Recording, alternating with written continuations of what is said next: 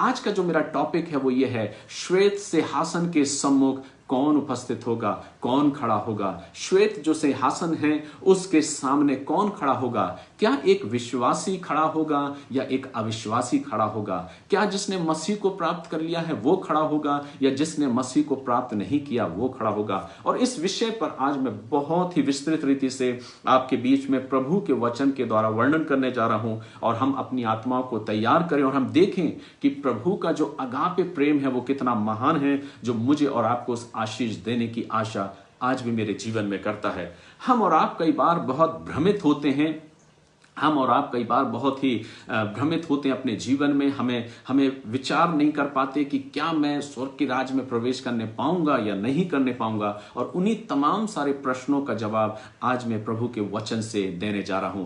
इससे पहले कि हम श्वेत सिंहासन के बारे में पढ़े, मैं आपको यह बता देना चाहता हूं कि परमेश्वर का वचन जो है वो दो न्याय सिंहासन के बारे में वर्णन करता है, दो न्याय के बारे में वर्णन करता है। और एक है जो कि द बुक ऑफ रेवलेशन में हमको मिलता है श्वेत सिंहासन के बारे में, और दूसरा है जो परमेश्वर के सिंहासन के बारे में। अब हम इसमें चर्चा तब करेंगे, पहले हम यह सीख लें कि क्या हम और आप अगर मसीह को प्राप्त कर लेते हैं और मसीह पर विश्वास कर लेते हैं, उस अनंत जीवन की कामना जो प्रभु ने हमसे की है, जो बात उसने हमसे करी है कि जो उसको ग्रहण करता है उसको वो अनंत जीवन देता है, तो क्या उस अनंत जीवन को प्राप्त करने के बाद, क्या मसीह पर विश्वास कर लेने के बाद भी मैं और आप अपने उद्धार को खो पाते हैं या नहीं। क्या जब मैंने मसीह को प्राप्त कर लिया और प्राप्त करने के बाद में अपने जीवन में बहुत से गुनाह मुझसे होते हैं, तो क्या वो मेरे पाप या मेरे गुनाह मुझे मसीह के उस उद्धार से अलग कर देते हैं, क्या वो अनंत जीवन से अलग कर देते हैं। ऐसे कई प्रश्न आपके जीवन में आए होंगे या आप सोचते होंगे, क्या उद्धार पाने के बाद भी अगर मेरा जीवन एक गलत दृष्टि से चल रहा है, गलत तरीके से मैं अपनी जिंदगी को जी रहा हूं, क्या मैं अपने मुख से अगर गलत गंदी बातें कर रहा हूं या अपने विचारों को गलत कर रहा हूं या मेरे शरीर से कोई गलत कार्य हो रहा है या जो कुछ मैं गलत कर रहा हूं, तो क्या मेरा उद्धार खो जाता या नहीं। तो मेरे प्रियो, मैं आपको यह बता देना चाहता हूं कि हमारा और आपका उद्धार कदापि नहीं खोता है अगर मैं और आप अपने जीवन में मसीह यीशु पर एक बार विश्वास कर लिए और उसके बलिदान पर अगर हमने विश्वास कर लिया, तो मेरा और आपका उद्धार कदापि नहीं खोता। हम और आप उस उद्धार को कदापि नहीं खोते। अब आप प्रश्न ये करेंगे कि अगर हम उस उद्धार को प्राप्त कर लिए हैं या मेरा और आपका उद्धार नहीं खोता, तो शायद हमको पाप करने का लाइसेंस मिल जाता है कि अब तो हम पे छाप लग चुकी है, अब तो हम मसीह के राज्य के वारिस हो गए हैं, तो अब तो इस संसार में रहते हुए चाहे जितने गुनाह हम कर सकते हैं हम करें। लेकिन नहीं मेरे प्रियो, प्रभु का वचन हमको इस बात को बहुत सरल और अच्छे तरीके से हमें सिखाता। अगर हम वास्तविक रीति से बाइबल का विशेष तरीके से अगर हम अध्ययन करते हैं, तो परमेश्वर का वचन हमको इस बात को सिखाता है और वो इस बात को बोलता है कि हम और आप अपने जीवन में अपने अच्छे कर्मों के द्वारा उस उद्धार को प्राप्त नहीं कर सकते। हर कोई ये नहीं कह सकता कि मुझसे कोई गुनाह नहीं होता अगर मैंने मसीह को प्राप्त कर लिया है या मसीह पर मैंने विश्वास कर लिया है या मसीह पर मैंने ईमान ले आया हूं और मैंने अपने जीवन को मसीह के हाथों में सौंप दिया है, तो तब से लेके आज तक या आज से लेके मेरी मृत्यु तक, जब तक मैं कब्र में नहीं चला जाऊंगा, मेरे जीवन में कोई गुनाह नहीं होगा या कोई अपराध मेरे जीवन में नहीं होगा। ये कोई भी शख्स नहीं बोल सकता कि मेरे उद्धार लेने के बाद मैं कोई गुनाह नहीं करूंगा, क्योंकि वचन इस बात को सिखाता, वचन इस बात को कहता है कि कोई धर्मी नहीं, एक भी नहीं। और फिर हम इस बात को कैसे समझें कि अगर मैंने उद्धार को प्राप्त कर लिया है तो क्या गुनाह करने के बाद मेरा उद्धार मुझसे छीन लिया जाएगा? नहीं मेरे प्रियो, बाइबल कदापि इस बात को नहीं सिखाती कि अगर एक बार जब आप मसीह पर विश्वास कर लेते हो, सच्चे मन के साथ अपने जीवन को समर्पित कर देते हो, तो आपका वो विश्वास, वो अनंत जीवन आपसे छीना नहीं जाएगा, ना परमेश्वर आपसे उसे लेगा। लेकिन वचन कहता है कि हमारी जिंदगी में जो गुनाह चलते हैं, जो हम आदम का स्वभाव लिए हुए हैं, जो पाप का स्वभाव हमारा है, वो हमारे जीवन में मृत्यु तक बना रहता है और हम मृत्यु की कगार तक उस पाप के जीवन में अपने जीवन को कई बार हम बिताते हैं। जो ये कहते हैं कि मैं कोई गुनाह नहीं करता हूं, वे धोखे में हैं और वे झूठ बोलते हैं, क्योंकि उन्हें इस बात को कहने में अपने जीवन से इस बात को सीखना चाहिए कि कोई भी मनुष्य धर्मी नहीं है। और कोई भी अच्छे कर्मों के द्वारा उस उद्धार को प्राप्त नहीं कर सकता। तो यहां तक आप बात को समझ चुके होंगे कि उद्धार आपसे कदापि नहीं छीना जाएगा। जिस दिन आपने मसीह यीशु को स्वीकार किया, प्रभु ने वो छाप आप पे लगा दी है, वो उद्धार की योजना आपके ऊपर लगा दी है, वो उद्धार आपका हो गया है, वो अनंत जीवन आपको प्राप्त हो गया है। लेकिन अब प्रश्न ये उठता है कि इस उद्धार की योजना में आने के बाद अगर मैं गुनाह करता हूं, क्योंकि हमारा पाप का स्वभाव है, हम कई बार झूठ बोलते हैं, हम गाली देते हैं, हमारे मन में ईर्ष्या है, हमारे मन में बैर है, जलन है, द्वेष है, हम अपने परिजनों से, हम अपने बुजुर्गों से कई बार द्वेष रखते हैं, हम अपने बड़े लोगों से कई बार हम आदर का भाव नहीं रखते, कई बार हमारे अपने प्रिय लोगों से हमारे अंदर प्रेम नहीं होता। ऐसी दुर्भावनाएं कई बार हमारे मन में होती हैं और कई बार यहां तक हम बढ़ जाते हैं कि हम अपने जीवन में कई ऐसे गुनाह, अपराध और व्यभिचार से कई बार हम अपने जीवन को लिप्त कर लेते हैं। तो क्या उन समयों में हम अपने उद्धार को खो दिए, या हमसे वो उद्धार छीन लिया गया, या वो अनंत जीवन छीन लिया गया? बाइबल कदापि इस बात का वर्णन नहीं करती। बाइबल ये कहती है, जैसे कि हम वचन में देखें तो सबसे पहले हमें यह सीखना होगा कि हम परमेश्वर के प्रेम को समझें कि परमेश्वर का प्रेम क्या है। और इसलिए पहला यूहन्ना उसका 4 अध्याय और उसकी 8वीं आयत में वचन कहता है परमेश्वर प्रेम है। बाइबल ये नहीं कहती कि परमेश्वर में प्रेम है, लेकिन बाइबल ये कहती परमेश्वर प्रेम है। गॉड इज लव, परमेश्वर प्रेम है। और उस प्रेम की रूपरेखा ऐसी है कि वो परमेश्वर इतना प्रेम मुझसे और आपसे करता है कि अगर एक बार उसने मुझे उद्धार दे दिया, या एक बार उसने अनंत जीवन मुझे दे दिया, तो वो अनंत जीवन मुझसे कदापि नहीं छीनता। लेकिन हां, अगर हम अपने जीवन में उद्धार की योजना को पाने के बाद कई बार हम अपने जीवन में गुनाहों को करते जाते हैं, लेकिन वचन कहता है कि उद्धार पाने के बाद पवित्र आत्मा परमेश्वर हमको देता है। और आपने स्मरण किया होगा कि कई बार जब आप अपने जीवन में कोई गलत कार्य करते हैं, या जो कोई गलत काम आप करते हैं, तो आपके मन में एक ग्लानि होती है। आपका मन जो है वो कई बार ग्लानि से भर जाता है, दुख से भर जाता है, और आप अपने मन में उस बात के लिए प्रायश्चित करते हो। आप सोचते हो कि मैंने ये गलत किया है, चूंकि मुझसे वो गलती हो गई है, लेकिन मैं उस बात के लिए बहुत ही खेदित हूं और मेरा मन बहुत खेदित है। वो क्यों होता है मेरे प्रियो? बाइबल इस बात को बोलती है क्योंकि वो परमेश्वर का जो आत्मा है, जो पवित्र आत्मा है, वो पवित्र आत्मा आपको सिखाता है कि आपने गलती करी है। क्योंकि परमेश्वर प्रेम है और परमेश्वर ने एक बार आपको उद्धार दे दिया है, अनंत जीवन दे दिया है, तो वो कदापि आपसे वापस नहीं लेता। लेकिन वो जानता है कि मेरे लोग, जो मेरे विश्वासी जन हैं, जो मेरे बेटे और बेटियां हैं, उनमें पाप का स्वभाव है। वो कभी ना कभी वो गुनाह करेंगे, कभी ना कभी वो पाप में गिरेंगे, क्योंकि वचन कहता परमेश्वर हमें बांध के नहीं रखता, परमेश्वर हमें व्यवस्था में बांध के नहीं रखता। वचन कहता है ऐसा नहीं कि अगर आपने उद्धार को पा लिया तो अब आपको सिर्फ अपने जीवन को एक अच्छे जीवन के तरीके से आपको जीना है। लेकिन वचन कहता है चूंकि हमारे अंदर पाप का स्वभाव है, तो कई बार हम पाप में गिरते हैं और हमारे अंदर वो पाप समा जाता है। लेकिन वचन कहता है प्रभु हमें फिर अवसर देता है खड़े होने के लिए, फिर से खड़े होने का अवसर हमें देता है, फिर से हमारे मन को कायल करता है वो पवित्र आत्मा कि आप परमेश्वर के पास जाके क्षमा मांगे। और वचन कहता वो परमेश्वर आपको क्षमा करने में पूर्णता प्रेमी है, और वो आपको और मुझको क्षमा करता है। क्योंकि वचन कहता परमेश्वर का जो प्रेम है वो अनकंडीशनल प्रेम है, अनलिमिटेड प्रेम है। परमेश्वर का जो प्यार है वो अनलिमिटेड है, जिसकी ना कोई सीमा है, ना चौड़ाई है, ना ऊंचाई है। लेकिन वचन कहता अनलिमिटेड प्यार उसका मेरे और आपके जीवन के लिए, अनकंडीशनल प्रेम है। वो कोई कंडीशन मेरे और आपके लिए नहीं रखता।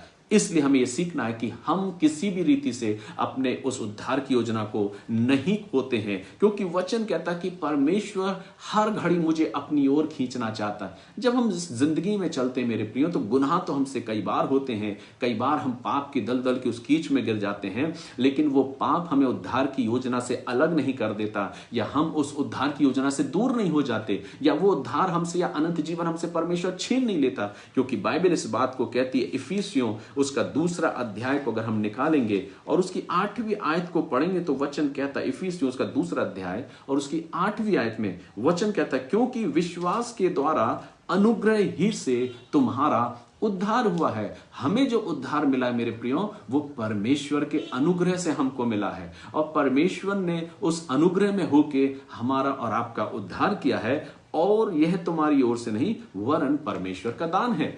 तो जब हम उद्धार को प्राप्त कर लेते हैं मेरे प्रियो, ये परमेश्वर का अनुग्रह है और परमेश्वर ने उस अनुग्रह के तहत मसीह यीशु को मेरे और आपके लिए मेरे जो भूतकाल के जो पाप हैं, जो वर्तमान काल के जो पाप हैं और जो भविष्य काल में होने वाले जो गुनाह हैं, उन सारे गुनाहों का उसने बोझ अपने ऊपर ले लिया। मसीह यीशु ने ये नहीं कि वो हमारे लिए पापों के लिए मरा और गाड़ा गया और उसने हमारे पापों को अपने ऊपर उठा लिया, तो मैं जो भविष्य में मेरे से जो गुनाह होंगे, क्योंकि परमेश्वर सर्वज्ञानी परमेश्वर है, सर्वशक्तिमान परमेश्वर है और वो ये जानता है कि इंसान से कभी ना कभी मेरे विश्वासियों से गुनाह होगा, लेकिन उसका प्रेम इतना है कि वो मुझे आखिरी क्षण तक अवसर देता है कि मैं उस गुनाह के लिए पश्चाताप करूं और उसमें बना ना रहूं। यहूदा की पत्री को अगर हम निकालते हैं तो परमेश्वर का वचन हमको इन बातों को वहां पर भी इस बात को सिखाता है कि कैसे परमेश्वर हमें हर एक बार में अवसर देता है विभिन्न माध्यमों के द्वारा कि हम अपने जीवन में अपने गुनाहों के लिए माफी मांगे। यहूदा और उसमें 24 पद को अगर हम पढ़ेंगे, क्योंकि एक ही अध्याय उसमें है, यहूदा की 24वीं आयत को पढ़ें तो वहां पर लिखा है, अब जो तुम्हें ठोकर खाने से बचा सकता है, और आगे लिखता है, और अपनी महिमा की भरपूरी के सामने मग्न और निर्दोष करके खड़ा कर सकता है। यहां पर जो यूनानी भाषा में जो ट्रांसलेट जो किया गया था, पहले जो यूनानी भाषा में इसकी जो शब्द शैली थी, लेकिन जब बाइबल को ट्रांसलेट किया गया, जब हिंदी में हम आए, जो इंग्लिश वर्जन जब हम पढ़ते हैं, तो हिंदी में थोड़ी कहीं ना कहीं कुछ त्रुटियां हैं। वचन यहां कहता है 24वें पद में, अब जो तुम्हें ठोकर खाने से बचा सकता है। अगर इसको सही रूप में अगर हम देखा जाए तो इसका यूनानी जो शाब्दिक अर्थ है, या यूनानी भाषा में जब इसको रूपांतरण किया गया, जब इसको ट्रांसलेट किया गया, तो उसका जो सही मीनिंग है वो ये है कि अब जो तुम्हें ठोकर खाने से बचा कर रख सकता है, बचा सकता नहीं पर बचा कर रख सकता है, ये इसका सही मीनिंग है। और इसलिए वचन कहता है कि परमेश्वर जो है वो सदा के लिए, भविष्य काल तक के लिए आपको बचा के रख सकता है। क्योंकि हमारा स्वभाव तो पाप में है, हम कई बार गुनाह करते हैं। अगर कोई कहता है कि मैं चोरी नहीं करता, तो पुराने समय के अनुसार चोरी का तात्पर्य वो नहीं कि कोई शख्स, एक चोर किसी के घर में जाके चोरी करे, लेकिन आज ना जाने हम कितने लोग हैं जो हर पल हर क्षण चोरी करते हैं। कोई है जो अपने टैक्स की चोरी करता है, कोई है जो अपने परमेश्वर के समय की चोरी करता है, कोई है जो अपने जीवन में सॉफ्टवेयर की चोरी करता है, कोई है जो अपने जीवन में ना जाने तमाम कितनी चीजों की चोरी करता है, कोई है जो अपने अधिकारी के सामने अपनी बातों की चोरी करता है। और इस प्रकार से हम और आप तमाम प्रकार की चोरियां अपने जीवन में हम करते हैं। तो क्या हम अगर चोरी कर रहे हैं, तो क्या मैंने मसीह को जब पा लिया है तो मेरा विश्वास छीन लिया जाएगा या मेरा उद्धार छीन लिया जाएगा? नहीं मेरे प्रियो।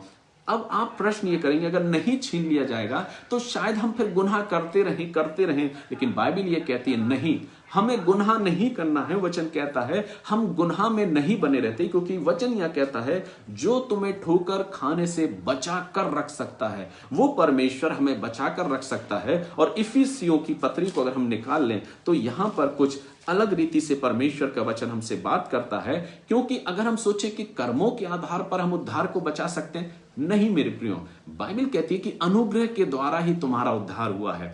और मसीह यीशु ने हमारे भूतकाल, वर्तमान काल और भविष्य काल के सारे गुनाहों के अपराधों को उसने अपने ऊपर ले लिया और हमें क्षमा कर दिया। हर एक गुनाह के अपराधों को उसने अपने ऊपर लेकर मुझे और आपको क्षमा प्रदान करी है। और इसलिए जो पास्ट के जो हमारे पाप हैं, जो प्रेजेंट के हैं, जो फ्यूचर के पाप हैं, उन सारे पापों को प्रभु ने अपने कलवरी की क्रूस पर मेरे और आपके गुनाहों को ले लिया और उसने मुझे उन पापों से क्षमा कर दिया है। इसलिए अगर कोई अनजाने में या जाने अनजाने में या जानबूझकर भी कोई गुनाह हम करते हैं, और अगर हमारे अंदर जो आत्मा वो हमें पश्चाताप के लिए प्रेरित करता है कि हम पश्चाताप करें, और जब हम ग्लानि से भर जाते हैं तो हम पश्चाताप करते हैं, उसी क्षण वो परमेश्वर का प्रेम जो पहला यूहन्ना में 4:8 में लिखा परमेश्वर प्रेम है, अनकंडीशनल प्रेम है, अनलिमिटेड प्रेम है, वो उस प्रेम में होकर मुझे क्षमा कर देता। क्योंकि मेरे गुनाहों को तो मसीह यीशु ने पहले ही अपने कलवरी के क्रूस पर पाप को उठा लिया और मुझे दंड से बचा लिया है। इसलिए वचन कहता है वो अनकंडीशनल प्रेम में परमेश्वर मुझे क्षमा कर देता है और फिर से मुझे खड़ा करता है, फिर से मुझे तैयार करता है। इफिसियों 2:9 में इस प्रकार से लिखा है, और ना कर्मों के कारण, बाइबल कहती है इफिसियों उसका 2 अध्याय 9वीं आयत में वचन कहता है, और ना कर्मों के कारण ऐसा ना हो कोई घमंड करे, कर्मों के कारण। अगर हम सोचे हम पाप नहीं कर रहे हैं तो कोई घमंड ना करे। वचन कहता है क्योंकि हम उसके बनाए हुए हैं और मसीह यीशु में भले कामों के लिए सृजे गए हैं जिन्होंने परमेश्वर ने पहले से हमारे करने के लिए तैयार किया है। तो कर्मों के आधार पर हम अपने उद्धार को प्राप्त नहीं कर सकते। और जो सिंपल बात है वो ये है कि अगर हमने मसीह को प्राप्त कर लिया है तो परमेश्वर का प्रेम इतना अगापे है कि वो आपकी मृत्यु तक आपको अवसर देता है कि आप एक बार प्रभु से पश्चाताप करें और कहें प्रभु मेरे से गलती हुई है, और प्रभु आपको क्षमा करने के लिए तत्पर तैयार है क्योंकि वो मुझे क्षमा करता है मसीह यीशु में। अब आप ये कहेंगे कि जब मैं गुनहगार हो गया, जब मैं एक पापी बन गया, मेरे जीवन में गुनाह हो गया, मैंने पाप कर लिया है, तो परमेश्वर मुझे कैसे स्वीकार करेगा? वचन कहता है कि हम और आप सब मसीह के लहू में खरीद लिए गए हैं। वचन कहता है परमेश्वर ने मुझे और आपको, मसीह ने मुझे और आपको अपने लहू में खरीद लिया है, और सिर्फ खरीद ही नहीं लिया है, मेरे वस्त्रों को मसीह के लहू में धो दिया है। और जब हम गुनाह करते हैं, अपराध करते हैं या पाप करते हैं मेरे प्रियो, तो परमेश्वर हमें उस अपराधी की रीति से नहीं वरन मसीह में होकर हमको देखता है, प्रभु यीशु मसीह में होकर हमको देखता है। चूंकि मसीह यीशु जो है वो पाप से अनजान था, वो पाप से बिल्कुल अनभिज्ञ था, इसलिए परमेश्वर भी हमें मसीह यीशु में होकर हमको देखता है और हमारे उन गुनाहों को हमसे दूर कर देता है, क्योंकि वो हमसे प्यार करता है। और इसलिए वचन कहता है कि जब हम विश्वास के साथ मसीह को या परमेश्वर को अपने जीवन को सौंप देते हैं तो परमेश्वर कहता अब मैं तेरी हिफाजत करूंगा और तुझे अवसर दूंगा। तो कहने का मतलब यह है मेरे प्रियो कि अगर हमने आज अपने जीवन में मसीह यीशु को ग्रहण कर लिया अपने जीवन में, तो हम ये ना सोचें कि हमसे कोई गुनाह नहीं होगा। हर परिस्थिति में कहीं ना कहीं हमसे गुनाह होगा। कई बार हम बोलते हैं कि हम अपने आप को व्यभिचार से बचा कर रखें। कई बार लोग बोलते हैं हम अपने जीवन को अपने जीवन से कोई ऐसे गुनाह, कोई ऐसे अपराध ना करें, कोई पाप ना करें जो श्रृंखला परमेश्वर के वचन में दी गई है। लेकिन ये ना सोचें कि हर कोई व्यक्ति गुनाह नहीं कर। आज संसार में हर कोई गुनहगार है और हर कोई कहीं ना कहीं गुनाह करता है। कोई किसी से झूठ बोल रहा है, कोई किसी से छल कर रहा है, कोई किसी से कपट है, किसी के मन में प्रेम नहीं है, किसी के मन में द्वेष है, किसी के मन में किसी के प्रति बैर भावना है। ये पाप ही तो है मेरे प्रियो। वचन कहता जो तुम्हारे मन के अंदर से निकलता है वो तुम्हें अशुद्ध करता है। आज हमारी आंखें, आज हमारा मन दूसरे के प्रति कैसा व्यवहार रखता है। सांसारिक दृष्टिकोण से हम एक दूसरे को क्षमा करना नहीं चाहते, लेकिन परमेश्वर जो स्वर्ग में बैठा है वो आज भी आपके सारे गुनाहों को माफ करने के लिए तैयार है। वचन कहता है तुम्हारे पाप चाहे कैसे भी रंग के क्यों ना हो, चाहे कितने भी डार्क तुम्हारे पाप क्यों ना हो,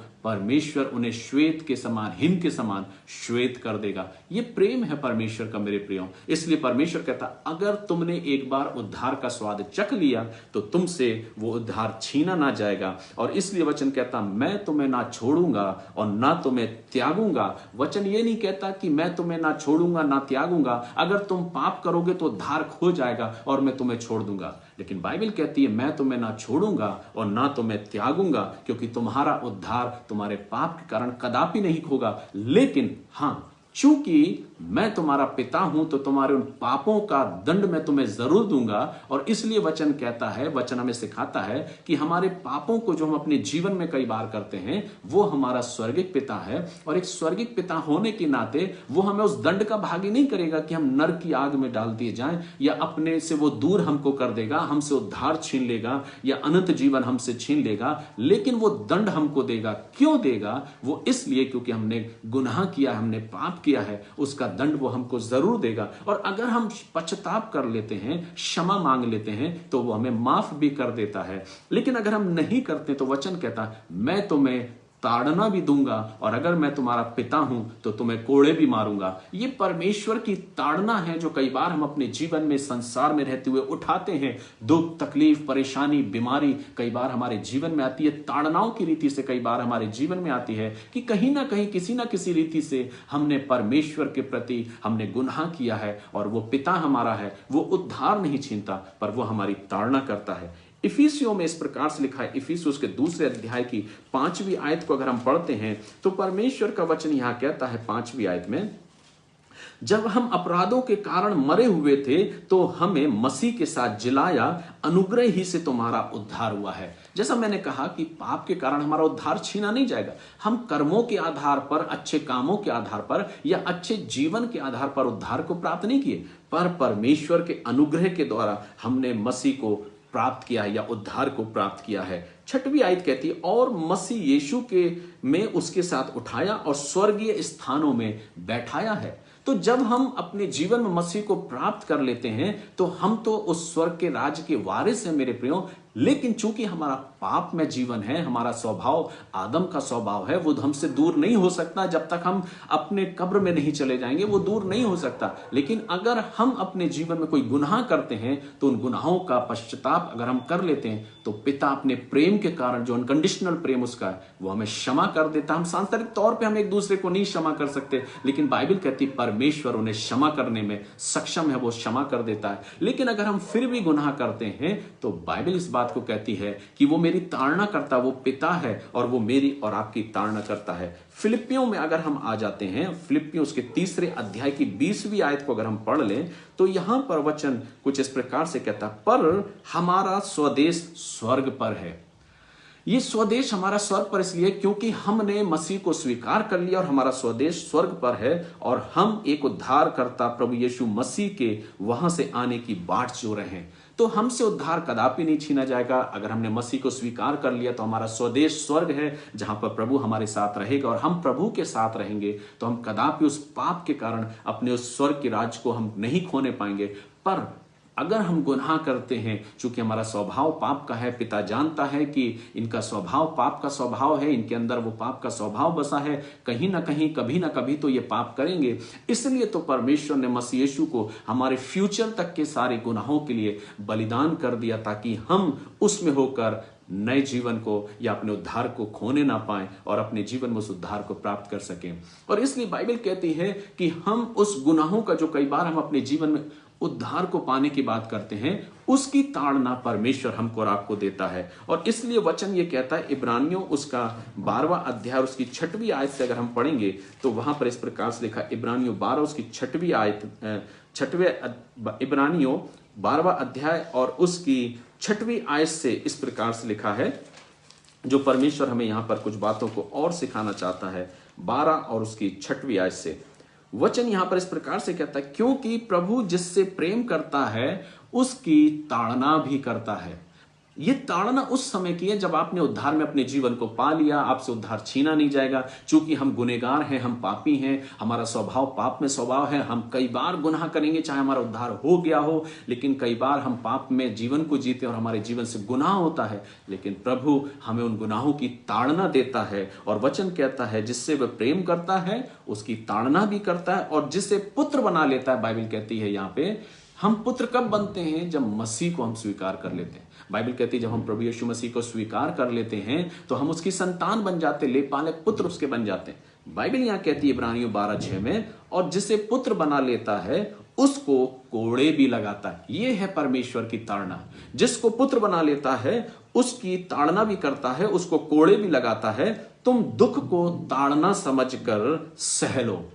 तुम दुख को ताड़ना समझकर सह लो। क्यों हमारे जीवन में कई बार दुख आते हैं? क्योंकि हम जो गुनाह में कई बार अपने जीवन को जीते हैं, उन गुनाहों के कारण कई बार हम अपने जीवन में उन ताड़नाओं को, जो दुख हमारे जीवन में आते हैं, उसको हम अपने जीवन में अपने स्वयं के जीवन के द्वारा हम पाते हैं। और वचन कहता परमेश्वर तुम्हें पुत्र जानकर तुम्हारे साथ बर्ताव करता हुआ कौन सा पुत्र है जिसकी ताड़ना पिता नहीं करता।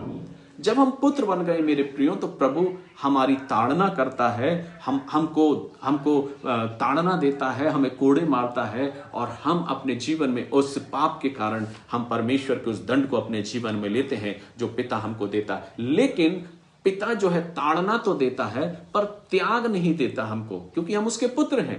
हमें त्यागता नहीं है पर ताड़ना अवश्य देता है। त्यागना का तात्पर्य वो हमसे उद्धार नहीं छीन लेता, वो हमसे अनंत जीवन नहीं छीन लेता, पर हमारी ताड़ना तो वो अवश्य करेगा, हमें दंड अवश्य देगा, हमें दुख में कई बार उन ताड़नाओं के कारण हम दुख में अवश्य जाएंगे। आगे हम पढ़ते हैं 1 यूहन्ना और उसका 1 अध्याय को अगर हम निकाल लें तो यहां पर कुछ और वर्णन भी हमको मिलता। 1 यूहन्ना उसका 1 अध्याय उसकी 9वीं आयत में वचन कहता है, जब हम पढ़ेंगे तो वचन कहता है, यदि हम अपने पापों को मान ले। अगर आपने उद्धार को पा लिया है और उद्धार पाने के बाद, अनंत जीवन पाने के बाद मैं और आप गुनाह करते हैं, क्योंकि हमारा स्वभाव गुनाह का है, पाप का स्वभाव है। वचन कहता है यदि हम अपने पापों को मान लें तो वह हमारे पापों को क्षमा करने और हमें सब अधर्म से शुद्ध करने में विश्वास योग और धर्मी है। वो हमें पाप से शुद्ध करने और हमारे अधर्म से हमें शुद्ध करने और पापों से क्षमा करने में धर्मी है और विश्वास योग है।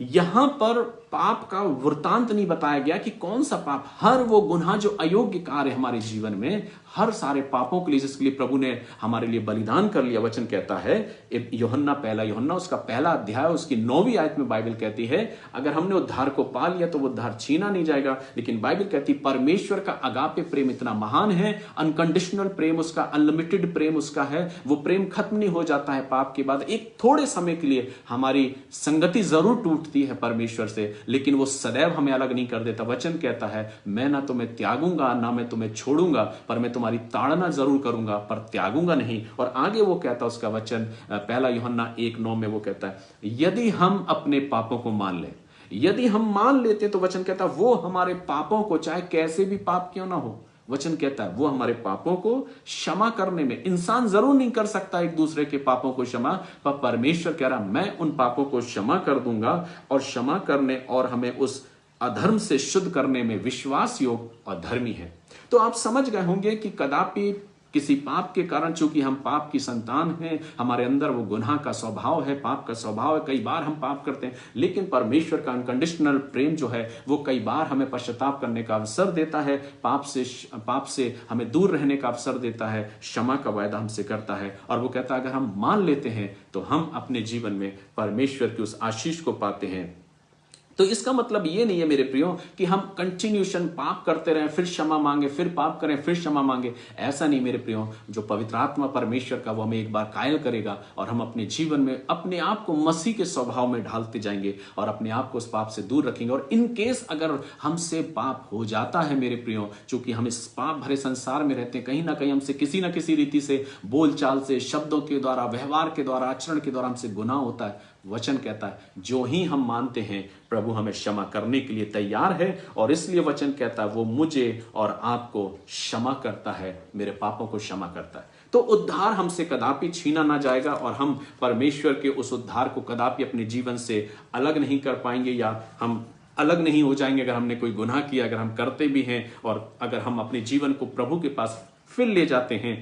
तो वचन कहता है यदि हम मान लेते हैं तो पिता हमें क्षमा करता है हमारे पापों को, और वो उन पापों को क्षमा करने में विश्वास योग और धर्मी है, वो मुझे अवसर देता है। इसलिए वचन कहता है धर्मी अगर 7 बार भी गिरे तो वो उठेगा, खड़ा होगा और फिर से चलेगा। वो पड़ा नहीं रहेगा पर वो उठकर फिर से चलेगा। तो हम अपने जीवन में मेरे प्रियो ये ना सोचें कि उद्धार के बाद अगर हम गुनाह कर रहे हैं तो वो छीन लिया जाएगा, कदापि नहीं छीना जाएगा। लेकिन प्रभु ये कहता है कि हम अपने जीवन में परमेश्वर के उस प्रेम को समझें कि उस प्रेम के कारण प्रभु हमसे उस उद्धार की योजना को पाप के कारण छीन नहीं लेता, क्योंकि मसीह यीशु ने हमारे भविष्य काल में होने वाले सारे पापों को अपने कलवरी के क्रूस पर उठा लिया, और उस उद्धार की योजना से वो हमको कभी अलग नहीं करता, कभी हमको अलग करना नहीं चाहता। और इसलिए वचन कहता पहला यूहन्ना उसका 3रा अध्याय उसकी 6वीं आयत को अगर हम पढ़ेंगे तो वचन यहाँ कहता है जो कोई उसमें बना रहता, उसमें बना रहना यानी कि पाप में बना रहता है, जो कोई उसमें बना रहता है वह पाप नहीं, जो कोई उसमें बना रहता है वह पाप नहीं करता, और जो पाप करता है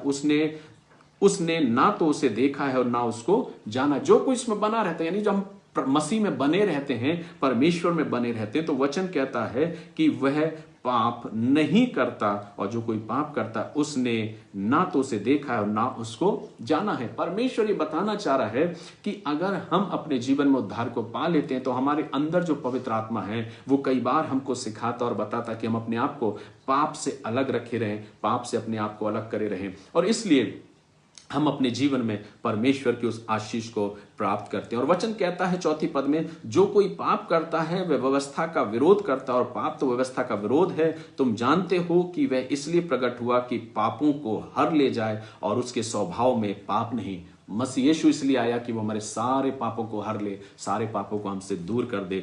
दूसरा तीमुथियुस को अगर हम जाते हैं तो वचन वहां पे भी कहता है कि वो हमें छोड़ता नहीं है, वो हमें त्यागता नहीं है। और दूसरा तीमुथियुस उसका दूसरा अध्याय और उसकी 13वीं आयत को अगर हम पढ़ते हैं तो वचन यह कहता है, यदि हम अविश्वासी भी हों तो भी वह विश्वास योग्य बना रहता है, क्योंकि वह आप अपना इनकार नहीं कर सकता। कई बार उद्धार पाने के बाद कई बार अविश्वासी हो जाते, कई बार हम प्रभु पे प्रश्नवाचक चिन्ह लगाने लगते हैं। प्रभु हमारी चिंता नहीं करता, प्रभु हमारे बारे में नहीं सोचता। लेकिन वचन कहता है जब आपने उद्धार पा लिया तो आपके कई बार क्वेश्चन मार्क लगाने पर भी प्रभु हमें छोड़ता नहीं, वो हमें बनाए रखता है, वो हमारे प्रति विश्वास योग्य रहता है, वो हमारे उद्धार को हमसे छीन नहीं लेता। और इसलिए हम अपने जीवन में इस बात को देखें मेरे प्रियो कि जब हम और आप अपने जीवन को परमेश्वर में जीते हैं, या अगर हमसे कोई गुनाह हो जाता है तो प्रभु क्षमा करने में तत्पर तैयार है। वो इसलिए क्योंकि हमारा स्वभाव ही पाप का, हम कभी इससे अलग नहीं हो सकते जब तक हम मृत्यु में नहीं चले जाएंगे, जब तक हमारी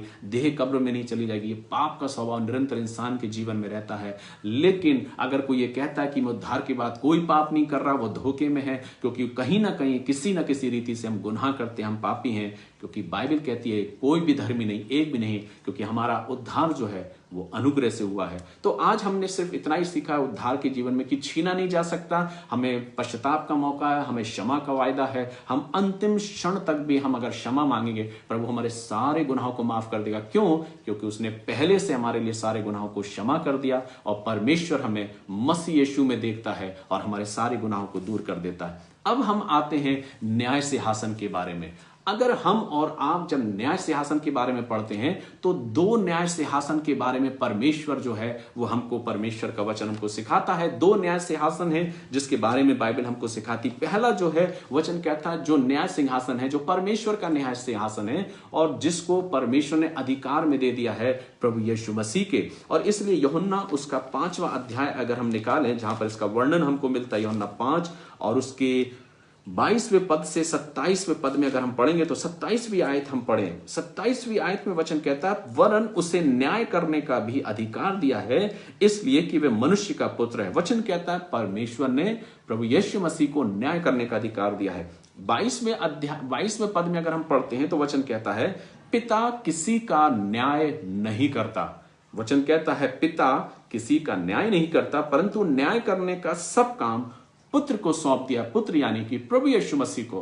तो जो परमेश्वर का न्याय है, वचन कहता है कि वो सारा अधिकार यीशु मसीह को सौंप दिया है, जो परमेश्वर का न्याय सिंहासन है। अब इस न्याय सिंहासन के बारे में जब हम सीखते हैं तो हम ये देखते हैं कि हम कैसे उस श्वेत सिंहासन के सम्मुख, जो सेकंड कमिंग के बाद परमेश्वर अपने राज में रखेगा और उस पर कोई बैठा है जिसका अधिकार परमेश्वर ने यीशु मसीह को दे दिया है, जो मैं आगे बताने जा रहा हूं।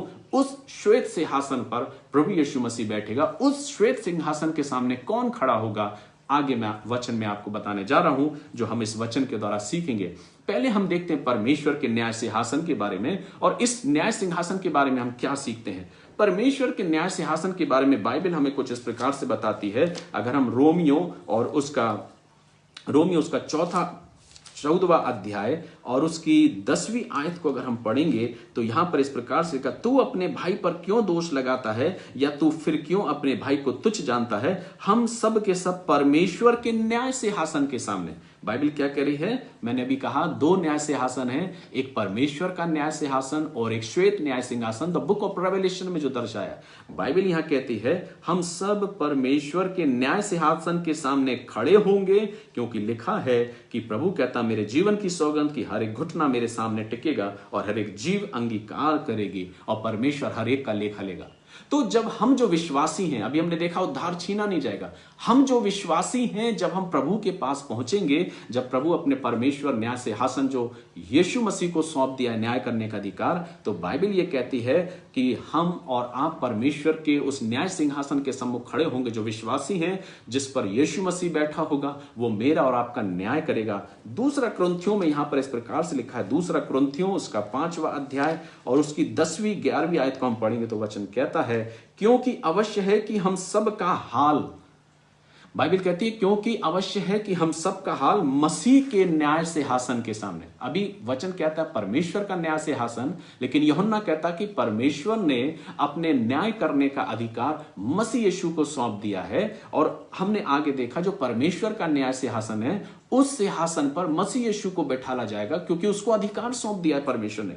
अब यहां पर दूसरा कुरिन्थियों 5वें अध्याय की 10वीं आयत में बाइबल बोलती है क्योंकि अवश्य है कि हम सब का हाल मसीह के न्याय आसन के सामने, यानी जिस पर मसीह बैठा होगा, सामने खुल जाए और हर एक व्यक्ति अपने भले और बुरे कामों का बदला जो उसने देह के द्वारा किया हो पाए। इसलिए प्रभु का भय मानकर हम लोगों को समझाते हैं। अब जो यूनानी भाषा में जो ट्रांसलेशन यहां पर हुआ है उसका कुछ अलग ट्रांसलेशन जैसे दिया भले और बुरे। ये भले और बुरे काम क्या है? भले काम तो हम जानते हैं, लेकिन बुरे काम क्या हैं जिसके विषय में बाइबल मत्ती सुसमाचारों में हमको बताती है। बुरे काम वो हैं जो परमेश्वर की दृष्टि में अयोग्य हैं, वे काम जो अयोग्य हैं।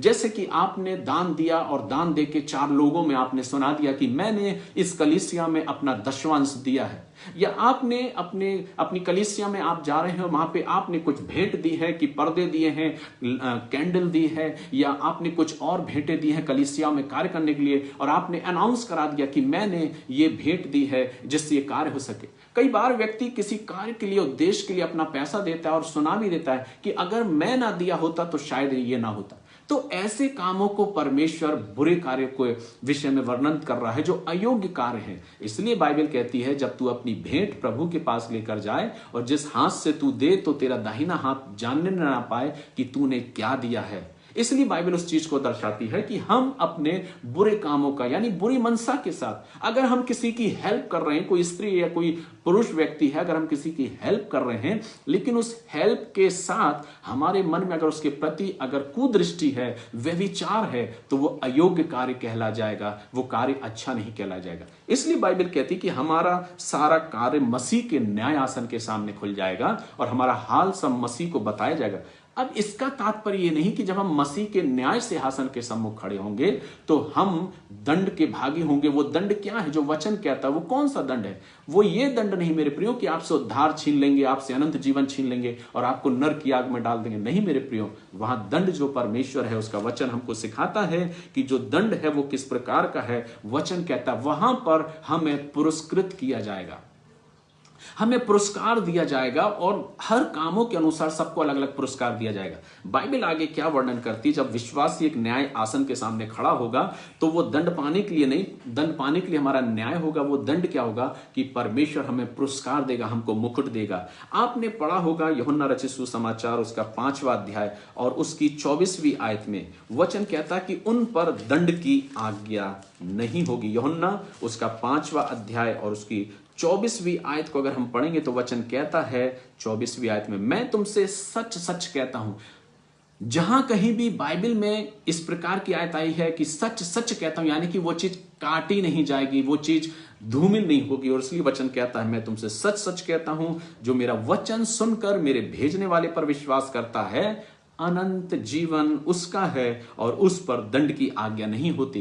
तो उद्धार हमने पा लिया तो दंड हमको नहीं मिलेगा मेरे प्रियो। लेकिन आगे क्या कहता है? दंड की आज्ञा नहीं होती, परंतु वह मृत्यु से पार होकर जीवन में प्रवेश कर चुका है। तो अब एक विश्वासी का जिसने मसीह यीशु को ग्रहण कर लिया लेकिन पाप में स्वभाव के कारण वो पाप करता है, क्षमा मांगता है, पिता अनकंडीशनल लव उसका, अनलिमिटेड प्यार उसका है, वो हमें क्षमा करता, मृत्यु तक वो हमें क्षमा करता है कि हम कदापि भी किसी भी प्रकार से उससे अलग ना हो जाएं, क्योंकि उसने हमें अनंत जीवन दे दिया, उद्धार दे दिया है। लेकिन वो दंड क्या देगा? वो दंड कौन सा है? आगे वचन में हम देखते हैं कि जब हमारा न्याय होगा और न्याय सिंहासन के सम्मुख हम खड़े होंगे तो वचन कहता है यूहन्ना 3:18 में भी इस प्रकार से लिखा है, जो परमेश्वर का वचन हमें दर्शाता है। 3:18, जो उस पर विश्वास करता है उस पर दंड की आज्ञा नहीं होती, परंतु जो विश्वास नहीं करता है वह दोषी ठहर चुका।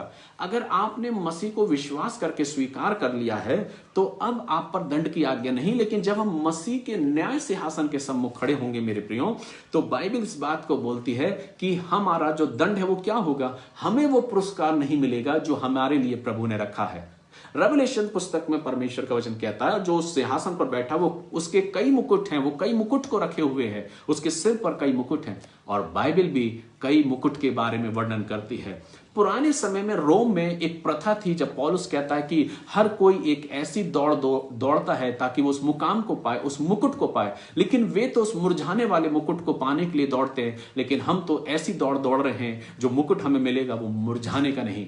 तो ये आयत पौलुस इसलिए सिखाता है क्योंकि पुराने समय में रोम के टाइम में, यीशु मसीह के काल में रोम में कुछ इस्तिमा नाम के कुछ गेम्स हुआ करते थे, इस्तिमियन करके कुछ गेम्स हुआ करते थे, जिसमें जो जीतता था उसको उस बीमा सीट पर, जो कि एक चबूतरा हुआ करता था जिस पर पिलातुस बैठ के न्याय करता था, और उसने न्याय किया यीशु मसीह के समय में, ऐसा एक चबूतरा हुआ करता था, जो विजयी हुआ करता था उसको उस चबूतरे पे खड़ा किया जाता था और पत्तों का, फूलों का बना हुआ ताज उसे पहनाया जाता था। इसलिए पौलुस कहता है कि हम उस मुरझाने वाले मुकुट के लिए पाने के लिए नहीं दौड़ रहे जो मुरझा जाए, लेकिन हम तो ऐसी दौड़ रहे हैं क्योंकि उस मुकुट को पाएंगे जो कभी नहीं मुरझाएगा।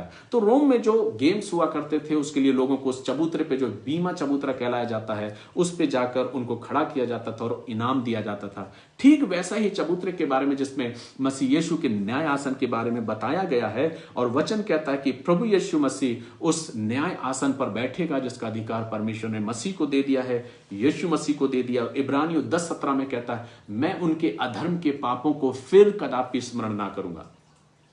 यानी कि परमेश्वर इतना महान प्रेम हमसे करता है कि हमारे सारे गुनाहों को माफ करने के लिए वो तैयार है, लेकिन जो गुनाह हमने किए हैं मेरे प्रियो, फिर मैं आपको बता रहा हूं, जो उद्धार करने के बाद जो गुनाह मैंने आपने किए हैं उसमें संसार में रहते हुए प्रभु हमको ताड़ना देगा, लेकिन जब हम परमेश्वर के न्याय आसन के सम्मुख खड़े होंगे, जो मसीह का न्याय आसन है, उस समय हमारे भले और बुरे कामों का न्याय किया जाएगा। जो जीवन हमने उद्धार के बाद जिया है, उसके बाद हमारा उद्धार छीना तो नहीं जाएगा, अनंत जीवन छीना नहीं जाएगा, लेकिन वहां पर पुरस्कार दिया जाएगा। और वो पुरस्कार क्या होगा, बाइबल उसके बारे में वर्णन करती है, और मैं हर एक को मुकुट दूंगा और वो उस मुकुट को प्राप्त करेंगे। जो विजयी होंगे उनको वो मुकुट दिए जाएंगे, और उस मुकुट के बारे में परमेश्वर का वचन हमको सिखाता है। दूसरा तीमुथियुस और उसकी 4 अध्याय की 8वीं आयत को अगर आप पढ़ेंगे तो वहां पर जो वर्णन है, वहां पर वर्णन कहता है, और वह धर्म का मुकुट पाएगा। दूसरा तीमुथियुस और उसका 4 अध्याय और उसकी 8वीं आयत,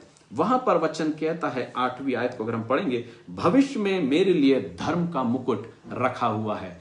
अगर जो विश्वासी ने अनंत जीवन पा लिया, अगर गुनाह किया है, अपने भले बुरे कामों का जब वो प्रतिफल पाएगा तो उसको दंड क्या मिलेगा, वो ये दंड रहेगा कि वो धर्म का मुकुट है, वहां पर शायद वो धर्म का मुकुट उसे ना मिलने पाए, उसके आचरण, उसके व्यवहार, उसके कामों के कारण, उसके भले और बुरे कामों के कारण। हमारा न्याय मसीह सिंहासन के सामने हमारे कामों के आधार पर, भले और बुरे कार्यों के आधार पर हमें धर्म का मुकुट शायद मिले या ना मिले। और इसलिए दूसरा तीमुथियुस 4:8 कहता है, धर्म का मुकुट। याकूब उसका 1 अध्याय 12वीं आयत बोलता है जीवन का मुकुट, और 1 पत्रस 5:4 कहता है महिमा का मुकुट। ये मुकुट परमेश्वर के स्वर्गीय राज में रखे हुए हैं, और परमेश्वर अपने विश्वासी करने वालों को वो मुकुट देगा उनके कामों के आधार पर।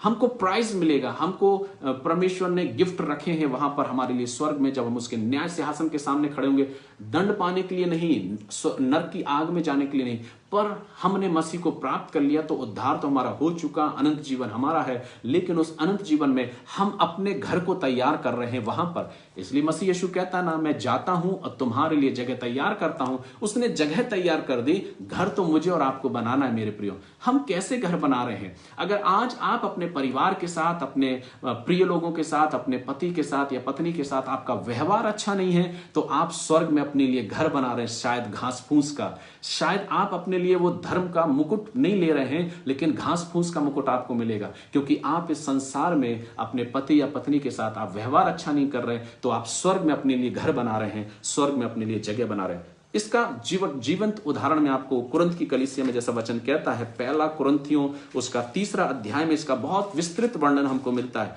आप कहेंगे कैसे इस संसार में हम अपने घर को तैयार कर रहे हैं? 1 कुरिन्थियों 3 अध्याय की 11वीं आयत में परमेश्वर का वचन यहां कहता है, जो हम और आप सीख सकते हैं। परमेश्वर के उस अनुग्रह के अनुसार जो मुझे दिया गया है, मैंने बुद्धिमानी राजमिस्त्री के समान नींव डाली और दूसरा उस पर रद्दा रखता है। और आगे कहता है, परंतु हर एक मनुष्य चौकस रहे। बाइबल यहां कह रही हर एक मनुष्य चौकस रहे, जो विश्वासी है उसके विषय में बाइबल कह रही है हर एक मनुष्य चौकस रहे कि वह उस पर कैसा रद्दा रखता है।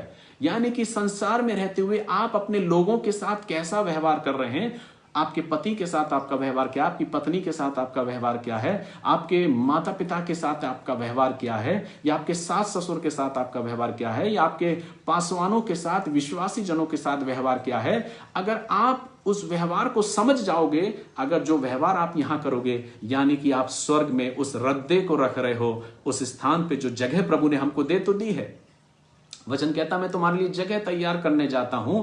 वो मकान नहीं बना रहा है, उसने मुझको और आपको, हर एक विश्वासी को जगह दे दी, एक प्लॉट अलॉट कर दिया मेरे और आपके लिए। जब हमने मसीह को स्वीकार कर लिया तो स्वर्ग के राज में उसने एक प्लॉट अलॉट कर दिया मुझे और आपको। ये नहीं मालूम कि वो प्लॉट का साइज क्या है, पर मुझे और आपको एक प्लॉट मिल गया है। अब हम उस पर रद्दा रख रहे हैं। वो रद्दा कैसे रख रहे हैं? जब हम इस संसार में हैं, जो व्यवहार हम लोगों के साथ करते हैं, वो रद्दा वहां रखता जाता है और वो रद्दे के द्वारा हम अपने घर को बनाते हैं। बाइबल आगे क्या कहती है? मनुष्य चौकस रहे कि वह उस पर कैसा रद्दा रखता है, क्योंकि उस नींव को जो छोड़ पड़ी है, वचन कहता उस नींव को जो छोड़ पड़ी है, और वह यीशु मसीह है। यीशु मसीह में वो नींव हमको मिल गई, लेकिन आगे वो कहता है कैसा रद्दा रखता है, जो मसीह यीशु है। कोई दूसरी नींव डाल नहीं सकता। अब कोई दूसरी नींव डाल नहीं सकता। यदि कोई इस नींव पर सोने या चांदी, वचन अब आगे कह रहा है, इस नींव पर जो मसीह यीशु है, जो विश्वास करने के द्वारा हमको मिली है, इस नींव पर सोने या चांदी या बहुमूल्य पत्थर या काठ या घास या फूस का रद्दा रखे। बाइबल क्या कह रही है? सोना, चांदी, काठ, घास, फूस का रद्दा रखे। घास फूस का रद्दा कैसे? जब हम अपने लोगों के साथ बुरा व्यवहार करते हैं, जब हम अपने माता पिता के साथ बुरा व्यवहार करते हैं, तो मसीह वहां पर हमारे जो रद्दे हैं, हमारे जो ईंटें हैं, वो घास फूस के ईंटें रखे जाते हैं। अगर हम किसी प्रियजन के साथ या किसी विश्वासी जन के साथ आदर भाव का स्वभाव रखते हैं, या हम गरीबों की सुधि लेते हैं, या हम अपनी भेंट में से दशवांश, प्रभु, कई बार लोग बोलते ना कि दशवांश क्यों देना चाहिए, क्यों हम दें दशवांश? वचन में ना देने के लिए कई रीजन बता देते हैं। वो प्रभु तो कहता है कि जिसका जैसी मंशा है वो दे दे, लेकिन प्रभु दूसरी तरफ ये भी कहता है कि सारा दशवांश मेरे भंडार में ले आओ। लेकिन आज इस बात को हम सीखेंगे कि मसीह ने हमको एक प्लॉट दे दिया है, वो प्लॉट स्वर्ग में रखा हुआ है। अब हम इस संसार में रहते हुए रद्दा रख रहे हैं। हम इस संसार में तो बहुत अच्छा घर बनाते हैं, और अपने घर को बनाने के लिए ना जाने कितना पैसा हम इस घर को बनाने में लगा देते हैं। लाखों करोड़ों रुपए का हम घर बनाते हैं कि हम अच्छा घर बना सकें। लेकिन क्या आप ये घर निरंतर रह पाएंगे? वचन कहता है ये घर इस संसार में चिरस्थायी नहीं है। एक अस्थायी घर में हम रह रहे हैं, लेकिन चिरस्थायी घर वो है जहां पे प्रभु ने एक प्लॉट अलॉट मुझको और आपको किया है, और उस पर आप रद्दा रख रहे हैं। ना जाने हम कौन सा ईंट उस पर रख रहे हैं। वचन कहता है कहीं ऐसा तो नहीं कि आप काठ की ईंट रख रहे हैं जो आग में जल जाएगी, भस्म हो जाएगी। कहीं ऐसा तो नहीं कि आप घास फूस की ईंट रख रहे हैं जो आग आते ही जल जाएगी। या आप सोने चांदी की ईंट रख रहे हैं जो आप इस स्थान पे कर रहे हैं, वहां पर प्रभु आपके लिए ईंट तैयार कर रहा है, आप अपने घर को बना रहे हैं। तो जब हम प्रभु के सम्मुख अपनी भेंट लाते हैं, वचन कहता अगर तू दे तो तेरा दाहिना हाथ ना पहचानने पाए। तो वे लोग धन्य हैं जो प्रभु के लिए अपनी जब भेंटों को देते हैं, और इस विश्वास के साथ प्रभु जानता है वे वास्तव में अपने उस स्वर्ग के स्थान पर उस सोने की और चांदी की ईंटों को रख रहे हैं। क्योंकि बाइबल कहती है वो कदापि किसी भी रीति से उनका काम जब परखा जाएगा तो नहीं जलेगा। आगे मैं बता रहा हूं आपको, वचन में आगे सिखा रहा हूं कि जब हम प्रभु के लिए कुछ करते हैं विशेष उद्देश्य के साथ, कुछ पाने के साथ, तो हम इस संसार में तो कर रहे हैं, लेकिन वो कार्य हम प्रभु के लिए कर रहे हैं। और वचन कहता है कि हमारे उस देने के विषय में जो कुछ हम प्रभु के लिए बो रहे हैं, वचन कहता परमेश्वर के राज में उस ईंट को रख रहे हैं, उस रद्दे को रख रहे हैं। और आगे वचन क्या कहता है? यदि कोई इस नींव पर सोने या चांदी या बहुमूल्य पत्थर या काठ या घास फूस का रद्दा रखे, तो हर एक का काम प्रकट हो जाएगा, क्योंकि वह दिन उसे बताएगा। कौन सा दिन? जब मसीह आग के साथ प्रकट होगा। और वचन कहता वो दिन उसे बताएगा, इसलिए कि आग के साथ प्रकट होगा। कौन? मसीह यीशु आग के साथ प्रकट होगा, और वह आग हर एक का काम परखेगी। आग जो है हर एक का काम परखेगी। अगर हमने इस संसार में रहते हुए हमने मसीह के लिए कुछ नहीं किया, ना अपनी भेंटों के द्वारा, ना अपने दशवांश को प्रभु के लिए दिया, ना प्रभु की सेवकाई के लिए हमने दिया, या हमने प्रभु के लोगों के लिए कभी कुछ नहीं किया, या हमने उन लोगों के लिए जो दुखित हैं, शोकित हैं, निराश हैं, या अनाथ हैं, या बेघर हैं, उनके लिए हमने कुछ नहीं किया, तो हम अपने उस स्वर्ग के राज में जो प्रभु ने प्लॉट अलॉट किया है, वहां हम काठ और ईंट का रद्दा, घास फूस का रद्दा हम रखेंगे। और जब आग प्रकट होगी वो भस्म हो जाएगी, उसके साथ हमारा काम भी भस्म हो जाएगा। और जब भस्म हो जाएगा, जब कुछ बचेगा ही नहीं, तो मुझको और आपको वो मुकुट भी नहीं मिलेगा जो धर्म का मुकुट है, महिमा का मुकुट है और जीवन का मुकुट है। लेकिन जो लोग वास्तव में परमेश्वर के वचन में चल के प्रभु के लिए बो रहे हैं या प्रभु के कार्य के लिए अपने आप को समर्पित किए हैं या प्रभु के लिए अपने जीवन को समर्पित कर दिया, लोगों की चिंता कर रहे हैं, वे उस स्वर्ग में उन सोने की चांदी की ईंटों को रखेंगे और वचन कहता आग आएगी और उनका काम बना रहेगा। आगे वचन कहता है जिसका काम उस पर बना रहेगा, स्थिर रहेगा, वह मजदूरी पाएगा। वो कौन सी मजदूरी? यानी मुकुट पाओगे आप, पुरस्कार आपको मिलेगा और वो मजदूरी पाएगा। यदि किसी का काम जल जाएगा, अब उद्धार आपसे छीना नहीं जाएगा, ये आयत बता रही है। यदि किसी का काम जल जाएगा तो वह हानि उठाएगा। हानि उठाएगा किस चीज की? आपको पुरस्कार नहीं मिलेगा, क्योंकि मसीह के पास देने के लिए बहुत से पुरस्कार हैं। वो कहता है जो विश्वास करे, जिसका काम बना रहेगा, वो जीवन के वृक्ष के पास मैं उसको लेकर आऊंगा। वो जीवन के वृक्ष में से खाएगा, उसे धर्म का मुकुट मिलेगा, जीवन का मुकुट मिलेगा, महिमा का मुकुट मिलेगा। लेकिन जिसके काम जल जाएंगे वो हानि उठाएगा। किस चीज की हानि? पर वह आप बच जाएगा। यानी कि हानि किसकी? जो पुरस्कार आपको मिलना था, जो मुकुट आपको मिलना था, वो मुकुट परमेश्वर आपको नहीं देगा, मसीह यीशु आपको नहीं देगा। लेकिन वचन कहता है वह हानि उठाएगा, पर वह आप बच जाएगा, परंतु जलते जलते। परंतु वह आप बच जाएगा। बच जाएगा मतलब आपका उद्धार नहीं खोएगा। आप किसी भी रीति से उद्धार को नहीं खोएंगे। आप अनंत जीवन पाएंगे, उस राज में आप पहुंचेंगे। लेकिन उस राज में पहुंचने पर किसी के सिर पे तो 3-3, 4-4, 5-5 मुकुट होंगे, लेकिन शायद आपके सिर पे एक ही मुकुट होगा, या शायद आपके सिर पे सोने चांदी का मुकुट नहीं, पर घास फूस का मुकुट होगा। क्योंकि आपने इस संसार में काम ही ऐसे किए हैं जो घास फूस के काम थे, जो जल गए। इसलिए आप उसकी हानि उठाएंगे कि आपके मित्र को तो शायद 10 मुकुट मिल गए, प्राइज मिल गया, लेकिन आपको वो मुकुट नहीं मिलेगा। ये न्याय परमेश्वर के न्याय आसन के सामने होगा, जो अपने विश्वासी लोगों का वो करेगा। और उन्हें दंड देने के लिए नहीं, पर उनको पुरस्कृत करने के लिए, उनको न्याय करने के लिए, उनको वो मुकुट प्रदान करने के लिए, जिस मुकुट के बारे में बाइबल हमको बताती है। यानी कि हम सब मसीह विश्वासी परमेश्वर के मसीह के सिंहासन के सम्मुख खड़े होंगे और हमें पुरस्कार दिया जाएगा, हमें पुरस्कार मिलेगा। उसके बाद बाइबल क्या कहती है? अब जो वर्णन आ रहा है, बाइबल कहती है, जो रेवलेशन में हमें मिलता है कि अब सेकंड कमिंग के बारे में, मसीह जब आएगा, ये जो पुरस्कार मिलेगा। एक क्वेश्चन आपके मन में उठ रहा होगा, ये पुरस्कृत हम कब होंगे, पुरस्कार कब मिलेंगे? ये तब होगा जब रैप्चर होगा, जब हम मसीह के साथ उठाए जाएंगे। वचन कहता है, जो थिस्सलुनीकियों में हमको मिलता, पहला थिस्सलुनीकियों का वर्णन हमको बताता है कि वहां पर मसीह आएगा और जो लोग हैं जो मसीह में जी उठेंगे और जो बचे रहेंगे, वो सब बादलों पर मसीह के साथ उठा लिए जाएंगे। और जब हम उठा लिए जाएंगे तो बाइबल कहती है कि हम मसीह के राज्य में पहुंचेंगे और वहां पर उस सिंहासन के सम्मुख प्रभु, जो 7 साल का वर्णन करता है, बाइबल दानियेल की पुस्तक में हमको वर्णन मिलता है 3.5 वर्ष का जो वर्णन है, जिसके विषय में वचन कहता है कि हम प्रार्थना करें कि हम उस महाक्लेश के टाइम में ना छूटे रहें। जो रैप्चर टाइम है, हम रैप्चर में उठ जाएं, मसीह के साथ हम बादलों पर उठा लिए जाएं। क्योंकि जो छूट जाएंगे वो महाक्लेश के समय का टाइम रहेगा, जिसमें बहुत ही पीड़ा होगी और दर्द होंगे और तकलीफें होंगी। लेकिन जो उठा लिए जाएंगे वो 7 साल तक मसीह के साथ उनका न्याय होगा उनके कामों के आधार पर, और उनको पुरस्कृत किया जाएगा, ना कि उनके दंड दिया जाएगा कि आग की झील में डाल दिया जाए। लेकिन उन्हें मुकुट दिए जाएंगे, और जो प्लॉट प्रभु ने अलॉट किया हमें स्वर्ग में, उस प्लॉट स्थान में हमें ले जाएगा कि ये तुमने घर बनाया है, तुम्हारा काम जो पृथ्वी पर था, तुमने घास फूस का काम किया, तुमने गृद्धे का काम किया, तुमने कुछ नहीं बोया। अगर कुछ नहीं बोया तो तुम्हें आज यहाँ कुछ नहीं मिलेगा, और तुम्हारे काम के अनुसार तुम्हें मुकुट मैं दूंगा। और वो मुकुट अगर तुम्हारा बना रहा, तुम्हारे काम बने रहे, तो वो मुकुट तुम पाओगे। और अगर तुम्हारा काम जल गया तो मुकुट से भी तुम हाथ धो बैठोगे, क्योंकि तुम्हें हानि होगी और बहुत हानि होगी। तब हम मुंह लटकाए हुए वहां खड़े होंगे, क्योंकि हमारे प्रियजन को तो शायद 10 मुकुट मिल जाएंगे या 5 मुकुट मिल जाएंगे, लेकिन हम बिना मुकुट के वहां खड़े रहेंगे। लेकिन बाइबल कहती है वो जलेगा तो, पर आप बच जाएगा, आप बच जाएगा। यानी कि आप नरक की आग में नहीं जाएंगे, क्योंकि प्रभु में आप खरीद लिए गए हैं, मसीह में आप बचा लिए गए हैं। अब जो समय है, जो समय वृतांत में आपसे कर रहा हूं, ये रैप्चर टाइम में होगा। जब रैप्चर में हम सब उठ जाएंगे, जो मसीह विश्वासी लोग हैं, जो मृतक हैं, वो सब मसीह के साथ चले जाएंगे। 7 साल का समय जो दानियेल की पुस्तक हमें बताती है, मसीह के साथ राज करेंगे, और उस राजकाल में हमारा 7 साल न्याय होगा, और हमें मुकुट प्रदान किए जाएंगे, हमको पुरस्कार दिया जाएगा। और हम अपने घर को देखेंगे कि हमने सोने चांदी का घर बनाया है, घास फूस का घर बनाया है, ये काठ का घर बनाया है। और फिर हम वहां अपने घरों को देखेंगे। जो आग आएगी वो घास फूस और काठ के घर को जला देगी, लेकिन जो सोने और चांदी का घर होगा वो निरंतर बना रहेगा। इसलिए अपने लिए ऐसे घर बनाएं कि वहां पर आपको वो घर देखने को मिले।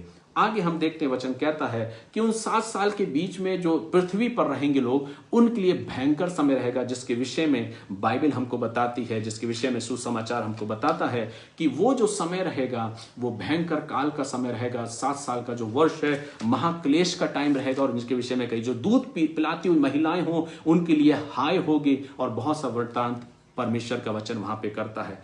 मैं और थोड़ा सा इसको थोड़ा और समेटना चाहता हूं संदेश को, क्योंकि बड़ा संदेश है, लेकिन समय के अभाव में इसे और सीमित करता हूं।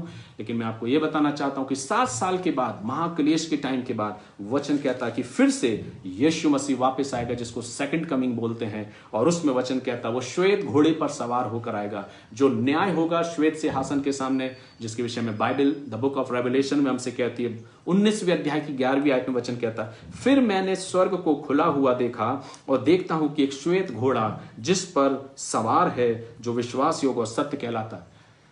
मसीह यीशु श्वेत घोड़े पर सवार होकर, जो रैप्चर के टाइम में उठ गए थे, जो मसीह यीशु के साथ रैप्चर के टाइम में उठ गए, जो मृतक थे, जो जीवित थे, जो बचा लिए गए थे, जो मसीह पर विश्वास करते थे, वो रैप्चर के टाइम में मसीह के साथ उठा लिए जाएंगे, उनका न्याय होगा, उन्हें मुकुट मिलेगा, वे फिर से वापस आएंगे। एक बड़े विश्वासियों की भीड़ जो हम देखते हैं, ये वे विश्वासी होंगे जो रैप्चर के टाइम उठा लिए गए और मसीह के साथ वापस आएंगे श्वेत घोड़े पे, जब मसीह सवार होकर आएगा, और उसके साथ सारे विश्वास योग्य दास जो उसके, वो उसके साथ आएंगे। और वचन कहता है कि वो इस पृथ्वी पर आकर 1000 वर्ष तक के लिए वो शासन करेगा, जो मिलेनियम ईयर जिसको कहा जाता है, 1000 वर्ष, जिसका वर्णन हमें 20वें अध्याय में मिलता है।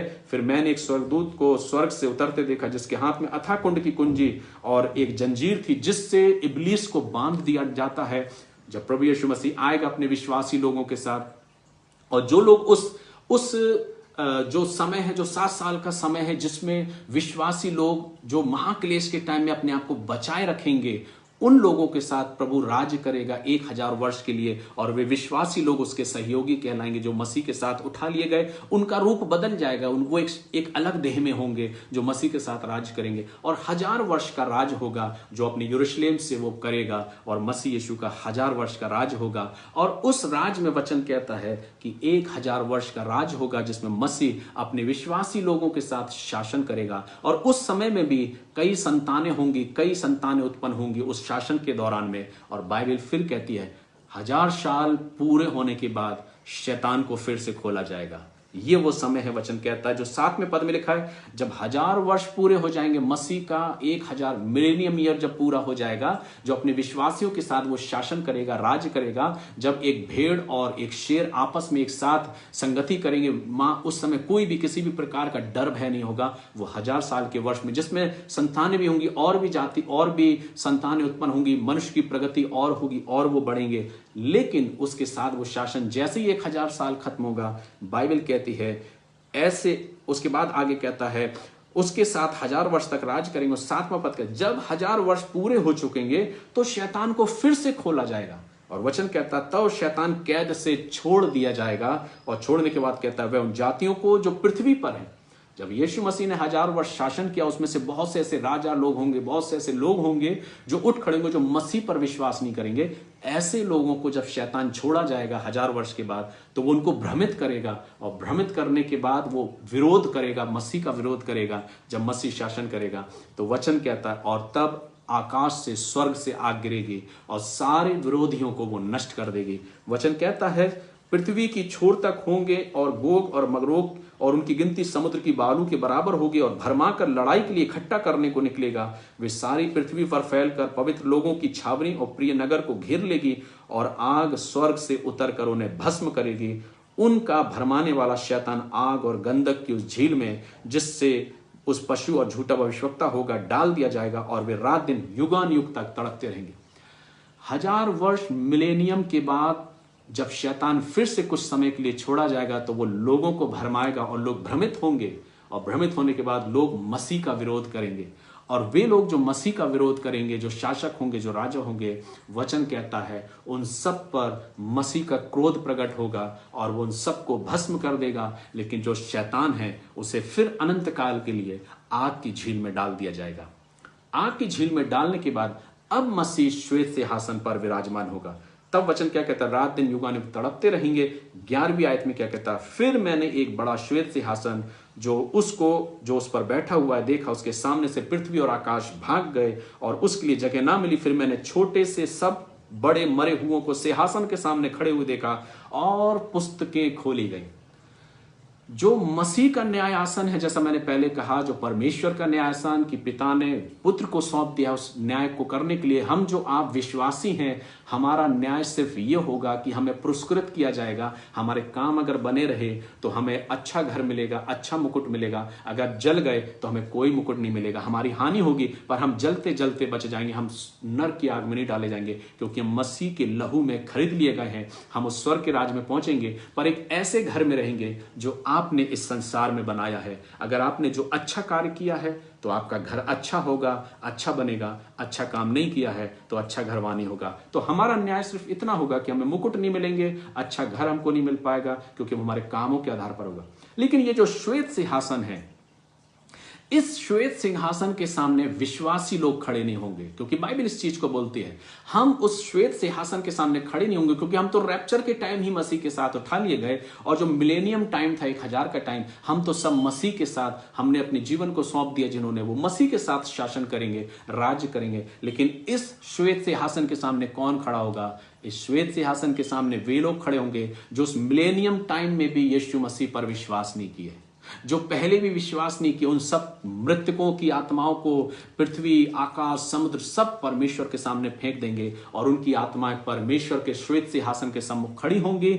हम उस श्वेत सिंहासन के सामने खड़े नहीं होंगे, क्योंकि हमने तो पहले से ही मसीह को प्राप्त कर लिया। क्योंकि बाइबल कहता है, जिसने उसको स्वीकार किया उन पर दंड की आज्ञा नहीं है। श्वेत सिंहासन के सामने वे लोग होंगे जिनको समय रहते रहते चिताया गया है कि तुम चेत जाओ, तुम जान लो कि मसीह यीशु ही तुम्हारा न्याय करता है, यही जीवित परमेश्वर है। उन सबको, उन अविश्वासियों को श्वेत सिंहासन के सम्मुख खड़ा होना पड़ेगा, क्योंकि बाइबल कहती है हर एक घुटना उसके सामने झुक जाएगा। जो इस संसार में नहीं झुक रहा है वो श्वेत सिंहासन के सम्मुख झुक जाएगा। उन सारे अविश्वासियों के घुटने झुकेंगे, और बाइबल कहती है पुस्तकें खोली जाएंगी। वे पुस्तकें खोलेगा, इसका तात्पर्य यह है कि विश्वासियों के नाम की पुस्तकें नहीं मेरे प्रियो, लेकिन बाइबल कहती है अविश्वासियों की पुस्तकें खोली जाएगी। और वचन कहता है, और फिर उनके कामों के द्वारा, अर्थात उनके कामों के अनुसार मरे हुओं का न्याय किया जाएगा। जो उन्होंने काम किए, चूंकि उनके काम मसीह को स्वीकार नहीं किया, तो वैसे ही उनका उद्धार खो गया, अनंत जीवन खो गया। लेकिन अब उसके कामों के आधार पर उनको दंड मिलेगा, और उनका दंड ही यह है कि वो आग की झील में डाले जाएंगे। और इसलिए वचन कहता, लेकिन उनको डालने से पहले दिखाया जाएगा। जब वचन कहता ना कि जब लोग कहेंगे, हे प्रभु हमने तुझे कब देखा भूखा और प्यासा, तब प्रभु कहेगा, जो उसने सुसमाचारों में कहा, जो तुमने मेरे इन छोटे से छोटों के साथ किया, अगर तुमने एक गिलास ठंडा पानी मेरे दास को पिलाया, तो तुम अपना प्रतिफल कदापि नहीं खोगे। तो ऐसे समय में वो अन्य जाति लोग कहेंगे, प्रभु हमने कब देखा, हमने कब जाना कि तू हमारे पास खड़ा था? तब वो कहेगा, जो तुमने इनके साथ किया वो तुमने मेरे साथ किया है। और तब वचन यहां पर कहता है, वचन यहां सिखाता है कि वो उन पुस्तकों को खोलेगा और बताएगा कि मैंने टीवी के माध्यम से, मैंने इंटरनेट के माध्यम से, मैंने परमेश्वर के वचन के माध्यम से, मैंने अपने भक्तों के द्वारा, मैं अपने लोगों के द्वारा, चाहे वो मेरे बड़े से बड़े भक्त हों या छोटे से छोटे भक्त हों, उनके द्वारा मैंने तुमको संदेश पहुंचाया, अपने वचन को पहुंचाया। लेकिन तुमने अपने हठीले मनों के कारण तुमने मेरे दासों को मार डाला, तुमने मेरे दासों को जला दिया, तुमने मेरे दासों को उस कटघरे में खड़ा किया, तुमने मेरे दासों को दंड दिया, और मेरे दास, मेरे विश्वास योग दास अंतिम समय तक विश्वास योग रहे। लेकिन वो तुम लोगों को चिताते रहे। तुमने ना जाने कितने चैनल माध्यमों के द्वारा तुमने मेरे संदेशों को सुना, मेरे वचन को सुना, लेकिन तुमने नजरअंदाज कर दिया और तुमने अपना प्रतिफल खो दिया। तुमने पश्चाताप नहीं किया, तुमने पाप से मन नहीं फिराया, तुमने मुझ पर विश्वास नहीं किया। इसलिए अब तुम आग की झील के दंड के भागी हो। मेरे विश्वासी तो कदापि दंड के भागी नहीं होंगे, क्योंकि उन्होंने मुझ पर विश्वास कर लिया। चूंकि मैं उनका पिता हूं, तो मैं उनके गुनाहों को भी माफ करूंगा, चाहे उनके गुनाह कैसे भी क्यों ना हो, क्योंकि मैं उन्हें क्षमा करूंगा। अगर वे मृत्यु तक मुझसे माफी मांगेंगे, मैं क्षमा कर दूंगा। लेकिन तुम क्षमा के लायक नहीं हो, क्योंकि तुमने उस उद्धार की योजना को नकार दिया, तुमने उस उद्धार की योजना को नहीं पाया। और तब वचन कहता, जिनके नाम जीवन की पुस्तक में नहीं लिखे मिले, तो जिन्होंने मसीह को स्वीकार ही नहीं किया, उनका नाम जीवन की पुस्तक में नहीं मिलेगा। वे सारे अविश्वासी लोग वहां खड़े होंगे। और तब वचन कहता है कि नहीं मिला, उनका न्याय होगा, और वे सब के सब उस अधलोक की आग की झील में डाले गए। यह आग की झील दूसरी मृत्यु है, जो अनंत काल तक शैतान, उसके लोग और उन लोगों के लिए होगी जिन्होंने मसीह पर विश्वास नहीं किया। वो उस समय हम देखेंगे और वे आग की झील में डाल दिए जाएंगे। ये परमेश्वर का न्यायासन है। इसलिए हम और आप जो मसीह विश्वासी लोग हैं मेरे प्रियो, जिन्होंने मसीह यीशु पर विश्वास किया है, वे कदापि परमेश्वर को श्वेत सिंहासन के सम्मुख खड़े नहीं होंगे, क्योंकि हम तो रैप्चर टाइम में ही उठा लिए जाएंगे और हम प्रभु के साथ राज्य करेंगे उस 1000 वर्ष में भी। और 1000 वर्ष के बाद जब श्वेत सिंहासन रखा जाएगा, जब न्याय होगा, तो उसमें हम खड़े नहीं होंगे, क्योंकि हम तो पहले ही पुरस्कृत हो गए हैं, हम तो पहले ही पुरस्कार पा लिए हैं। कोई अच्छा मुकुट पाएगा, कोई घास फूस का मुकुट पाएगा, कोई धर्म का मुकुट पाएगा, कोई जीवन का मुकुट पाएगा, लेकिन कोई जो है अपने घर में जो प्लॉट अलॉट हमें हुआ है, जो मसीह ने कहा है हम वहां घास फूस के रद्दे रख रहे हैं या सोने चांदी के रद्दे, वो हमारे काम जो इस संसार में हो रहे हैं अच्छे और बुरे, उसके आधार पर हमको वो घर वहां पर मिलेगा और हम उस घर में रहेंगे। तो सचेत रहें, सजग रहें कि आप क्या बो रहे हैं, क्या काट रहे हैं, क्योंकि वचन कहता मसीह जो कुछ इंसान बोता है वो ही कटनी वो काटेगा। अगर आप इस संसार में अच्छा बो रहे हैं तो परमेश्वर के सिंहासन के सामने आप अच्छी कटनी काटेंगे, आपको वो मुकुट दिए जाएंगे, जिस मुकुट का वर्णन बाइबल करती है। आपको वो मुकुट सौंपा जाएगा, आपको पुरस्कृत किया जाएगा, लेकिन आपको दंडित नहीं किया जाएगा। आप उस आग की झील में जलेंगे नहीं, क्योंकि आपने मसीह को प्राप्त कर लिया है। आपको पुरस्कार की कमी हो जाएगी, आपको शायद एक मुकुट मिले, लेकिन हो सकता है जिसने बहुत अच्छा काम किया है उसको ढेर सारे मुकुट मिलेंगे, ढेर सारे गिफ्ट मिलेंगे। और उसने अगर काम उसका बना रहा तो उसका घर, जो प्लॉट पर उसने जो रद्दे रखे हैं, वो ईंट अगर उसने सोने और चांदी की रखी हैं, तो वो उसमें अनंत काल के उस ईंट, सोने चांदी की ईंट के घर में वो रहेगा, प्रभु के साथ राज करेगा। और अगर जिसका काम जल जाएगा, उसने काम ही कुछ नहीं किया है, जो सिर्फ अपने लिए सोचता रहा है, तो उसे वहां पर उसका घर बना हुआ नहीं मिलेगा। इसलिए कलीसिया में कई बार कहा जाता है, क्या हम अपने स्वर्गीय घर को तैयार कर रहे हैं? सांसारिक घर को तो हमने तैयार कर लिया, लेकिन क्या स्वर्गीय घर को तैयार किया है? क्योंकि जो कुछ हम यहाँ किसी के लिए करते हैं मेरे प्रियो, आप स्वर्ग में उसके लिए इकट्ठा करते हैं। वचन कहता है तुम पृथ्वी पर धन इकट्ठा मत करो, पर तुम अपना धन स्वर्ग में इकट्ठा करो। कई बार लोग इसका मजाक उड़ाते हैं कि स्वर्ग में धन कैसे इकट्ठा करेंगे। वो ऐसे होगा मेरे प्रियो, जब आप यहाँ किसी व्यक्ति के लिए, जरूरतमंद के लिए या किसी जन के लिए आप अपनी भेंटों को जब समर्पित कर रहे हो, उसका एक एक हिसाब परमेश्वर आपको वापस कर देगा। उस स्वर्ग के राज में जब आप परमेश्वर के न्याय सिंहासन के सम्मुख खड़े होंगे, जब आपको पुरस्कृत किया जाएगा, आपने जो कुछ किया है, जो कुछ बोया है, जो कुछ भेंटें दी हैं, वो सब कुछ परमेश्वर के हिसाब में लिखी हैं। और परमेश्वर उस आधार पर आपके लिए स्वर्ग में ईंटें रख रहा है, ईंटें तैयार कर रहा है, आपके घर को तैयार कर रहा है। और जो लोग अविश्वासी, जो आज भी स्वीकार नहीं कर रहे हैं, जो नकार दे रहे हैं, इंकार कर दे रहे हैं, जो उपहास उड़ा रहे हैं, उस समय उनकी हंसी बंद हो जाएगी, क्योंकि वो श्वेत सिंहासन के सम्मुख खड़े होंगे और उनका भाग उनको मिल जाएगा, क्योंकि उन्होंने स्वयं उस भाग को चुना है। क्योंकि परमेश्वर तो अंततः तक हमें अवसर दे रहा है। जो परमेश्वर हमारे पापों को करने के बाद भी क्षमा करने के लिए विश्वास योग्य धर्मी है, वो ऐसे लोगों के लिए क्यों धर्मी नहीं होगा जो अगर मन फिरा लेते हैं विश्वासी कि मैं मसीह यीशु पर विश्वास करता हूं। बाइबल कहती है अनंत जीवन उनका है, उन पर दंड की आज्ञा नहीं, मैं उनके अधर्म का लेखा नहीं लूंगा, मैं उनके पापों को क्षमा कर दूंगा, मैं उनसे किसी भी प्रकार से अनंत जीवन नहीं छीनूंगा। God bless you. प्रभु आप सभी को आशीष दे। और आज हमने ये सीखा है कि हम मसीह विश्वासी परमेश्वर के न्याय सिंहासन के सम्मुख खड़े होंगे और उस पुरस्कार को पाने के लिए, उस मुकुट को पाने के लिए और अपने उस घर में जाने के लिए। लेकिन अविश्वासी श्वेत सिंहासन के सम्मुख खड़े होंगे जब न्याय होगा, जो आफ्टर मिलेनियम के बाद, 1000 शासन के बाद, प्रभु के राज्य के बाद हम उस श्वेत सिंहासन के सामने इन अविश्वासी लोगों को खड़ा हुआ पाएंगे। हम कदापि उस श्वेत सिंहासन के सामने खड़े नहीं होंगे, क्योंकि हमारा न्याय तो पहले हो चुका है, हमें तो पहले ही पुरस्कृत कर दिया गया। हम तो प्रभु के साथ राज्य करेंगे, अपने घरों में हम बने रहेंगे, अपने घरों में हम रहेंगे, जो प्लॉट हमें स्वर्ग में अलॉट हुआ है। लेकिन वे अविश्वासी उसकी सेना, उसके लोगों के साथ नरक की आग में हमेशा हमेशा के लिए डाल दिए जाएंगे।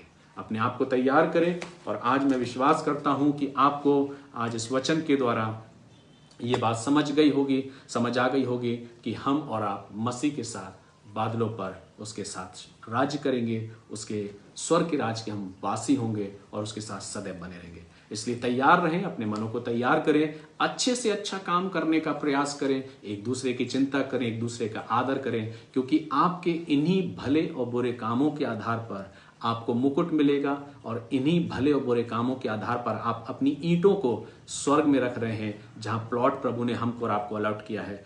मृत्यु उपरांत हम पहुंचेंगे परमेश्वर के पास रैप्चर टाइम में, और जो मर जाएंगे, जो बचे रहेंगे, वो रैप्चर टाइम में पहुंचेंगे और उस घर को हम देखेंगे। जब उस घर को हम देखेंगे तो शायद हमारे प्रियजन का घर तो शायद सोने और चांदी का बना होगा, जिसने शायद इस संसार में बहुत कुछ बोया है, बहुत कुछ प्रभु के लिए किया है। उसने अपनी चिंता नहीं करी पर दूसरों की चिंता करी। उसने अपने बारे में नहीं सोचा पर दूसरों के बारे में सोचा। जैसा बाइबल कहती है, हर कोई अपने ही हित की चिंता ना करे वरन दूसरों की भी चिंता करे। और जो कुछ आपने दिया है, जो कुछ आपने किया है, ऐसा जो दूसरे को पता नहीं हो। वचन कहता, जिस हाथ से दे तो दूसरा हाथ ना जानने पाए, वो प्रतिफल अपने जीवन में अवश्य पाएगा। क्योंकि आपने यहां जरूर बोया है, आपने यहां जरूर दिया है, पर आप स्वर्ग में परमेश्वर से उस प्रतिफल को पाओगे। क्योंकि बाइबल कहती है, परमेश्वर किसी का कर्जदार नहीं है। परमेश्वर किसी का कर्जदार नहीं। परमेश्वर आपको वो रिटर्न कर देगा, परमेश्वर आपको वो आशीष देगा। जो कुछ आपने किसी के लिए बोया है, परमेश्वर उस स्वर्ग के स्थान पर आपके लिए ईंट रखता जा रहा है।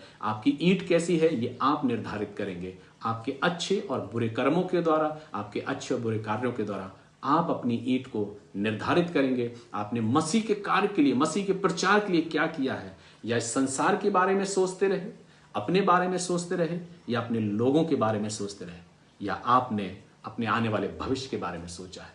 चुनाव आपके और मेरे हाथ में है। प्रभु आप सभी को आशीष दे। God bless you. अगर आपने आशीष को पाया है तो अपने कमेंट्स को जरूर रखें कि आज का वचन आपने समझा है, सीखा है, और अब आपको किसी भी प्रकार का भ्रमित होने की जरूरत नहीं, किसी भी प्रकार को आपको संदेह करने की जरूरत नहीं। अपने जीवन को अच्छे से जिए, आनंद के साथ जिए, प्रभु के लिए अच्छा करते जाएं, क्योंकि आप वहां पर प्रभु से एक मिरास को पाएंगे, एक आशीष को पाएंगे। प्रभु आप सभी को आशीष दे।